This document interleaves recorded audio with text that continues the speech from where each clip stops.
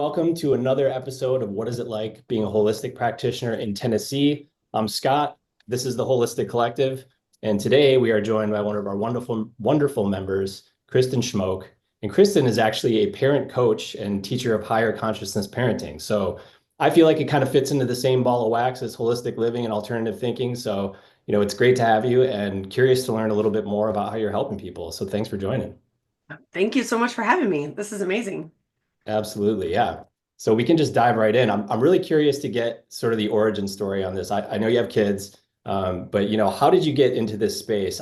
We call it alternative wellness, higher consciousness, higher consciousness parenting. What are the things that led to that, and how'd you end up doing the work you're doing now?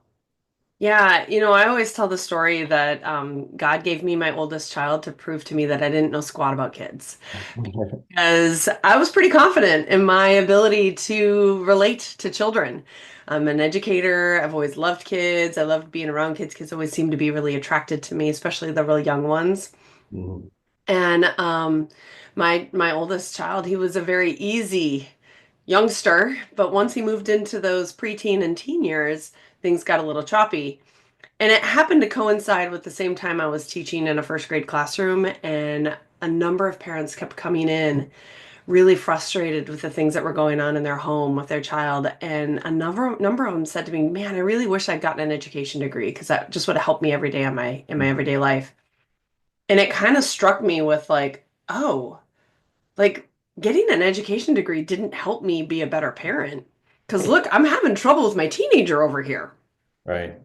And so it really kind of encouraged me to go pursue other means of learning to relate to children and child development and higher consciousness and like all of this as being a way of being with our children because the current ways were not working. Yeah, it was great from a classroom's perspective, but in a classroom, your main goal is to control the masses. But when Mhm. you're with your child, they don't want to be controlled all the time. And so that relationship has to look different. And that means that we have to be different. And so it's just been it was a really awesome journey to be on and very eye-opening and exactly the journey I needed. Awesome. How long have you been doing this work? So I started in 2020 working with Yeah. parents specifically, but I've been, I've been in lots of situations. I've been a teacher for years, so I feel like there's been some soft parent coaching going on for many years. Absolutely. Yeah. Very good. Okay. So when people approach you, you said people come up to you all the time. They're asking you about like, hey, how do I deal with this situation? What are some of those things that they're coming and asking you about? What are the things you see repeatedly that are the common themes? Yeah, my kid's not listening. That's Mm, always a big one. Or it's always something like my kid's not, right? Like how do I handle like my kid's big emotions, my child not listening, we're having power struggles over technology. Those are like common themes that we're having, but I think the overall arching theme is the parent is saying to me that they no longer feel connected with their child or they don't no longer feel like they understand their child. And so they're looking for ways to make that connection stronger and more secure and feel good for both parties. awesome. Very good. That makes a ton of sense. Are there specific, client wins or sort of testimonies that you have that you really like, things that were, somebody came to you, they had an issue like what you described before they worked with you. What happened during the time that you worked together? And then what was it like for them afterward? Yeah. So this is actually one of my first clients, and she came to me newly divorced with well, two were teenage and one was younger, but three daughters. And she was looking to change their family story, their family tree. Like she did not want to have it continue to be toxic the way it felt to her. And so she was like, I know I need new skills. Mm, And she originally came to me thinking she just wanted better ways to connect with her children. But really, what she ended up learning was better ways to connect with herself and model some of these things for her children. And then they followed suit.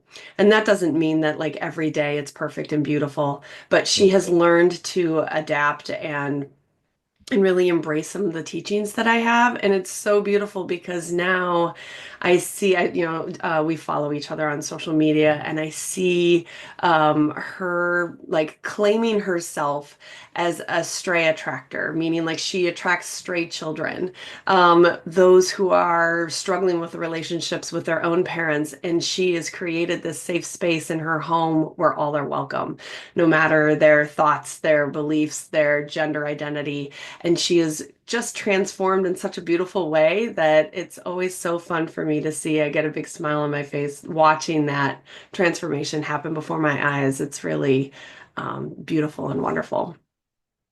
Fantastic. Yeah, it's really good to have those, those wins to lean on and sort of just be able to talk to other people about, hey, look, somebody was in your same situation and this is how I help them. And that carries I feel like the most weight. When I've done sales and I've described those things to people that are new prospects, new contacts, it really it helps a ton because they want to know like, okay, who else has been in my shoes and how have you helped them? So somebody that's looking for, Sorry, I think she got into it thinking she was going to help her kids, and really what she ended up doing was she ended up helping herself, yeah. modeling that for her children. And that was the biggest win. I remember there were specific moments where like we would be talking on Zoom and she would just turn off her camera and she would be like, I need a minute. And it was like, oh, like she was able to see, she was open to seeing where her own actions were creating some of the problems that were going on. And she's like, I just need a minute. It was really beautiful to hold space for somebody like that. That's amazing. Yeah, you're pointing out that we all have these blind spots and you're pointing those out. And when I've had people do that for me continuously, especially right now. And it's amazing when you're like, wow, I did not see how I was contributing to this. And it's very humbling, but it's the best way to move forward, right? Yeah, So sometimes it's a hard pill to uh, swallow. absolutely. Yeah. Okay, so somebody that's looking for, well, I mean, any kind of sort of like alternative wellness or, this higher consciousness parenting, they're looking for these alternative, these new thought solutions. Like what kind of advice would you have for those people just in general? Um, a lot of times parents come to me thinking that they want to fix their child. Yeah. And the way I teach is your child is already whole. They don't need to be fixed. What needs to shift or change is the way you interact with your parenting or yourself as a parent, because that's where we get hung up, right? Because oftentimes as a parent, we are engaging with our children in a way that we were engaged with as a child with our parents or somebody else. It was something that we learned along the way, and we're continuing that story of Yeah. disconnect and trauma and all of the the messiness of humans that we carry with us, and it's all emotional. And so what I do is I encourage parents to just pause and be a little bit more intentional, because when we're intentional with the things we say and the things we do, one, we're going to learn more. And two, it slows us down for that opportunity to listen and to notice. Like I'm talking, noticing body language, noticing the things that are being said, hearing the things our child is not saying, and what asking more questions, getting more curious, and really stepping outside of ourselves as the judgment and the end all and know all and be all, and really letting us lead from a place of curiosity, because that's really what holistic living is anyways, right? Is getting curious, noticing how your body interacts with the world and the planet. And like, oh, isn't that interesting? My body gets a rash when I touch grass. Or, oh, isn't that interesting? I get really triggered when my child starts crying. These Yeah. are all parts of things that they go together. And or even just noticing like when I eat flour, I feel crummy. Okay, maybe you shouldn't eat flour. Okay, maybe we should address that when your child's triggering you with their emotions, you get to practice on yourself to get comfortable with that. What does that look like? That looks like pausing, slowing down, taking a breath, making it safe within you so that you can then make it safe for them. Awesome. Yeah. So obviously people can find you through the Holistic Collective directory, right? What's a couple questions. First, where's the best way for people to find you directly? What method should they use to reach out? And then do you have any sort of promotions or special events or offers you'd like to talk about? Yeah, so I am on Instagram at kristin.schmoke.parenting. It's probably the easiest way to get a hold of me, but I also have a website at kristinschmoke.com, and there's a little like I forget what they call, but you can reach out to me through that as Yep. well. I have a weekly email that I send out if you're looking for just generalized parent tips every week. That's always a great place to start when getting to know me. Um, I am in the process of uploading a program called Love Grows, which is 14 days to connection. So you would get an email once a day Cool. for little ways to connect with your child. And I'm just fine-tuning it at the moment, and it should be ready to go by the end of this week.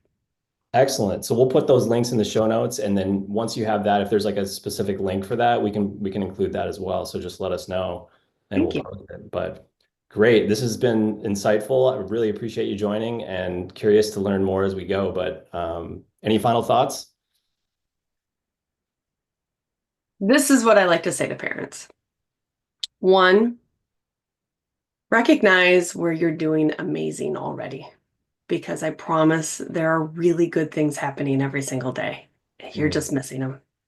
Two, if you really feel like you have a lack of skill in some things, seek assistance because there is assistance available.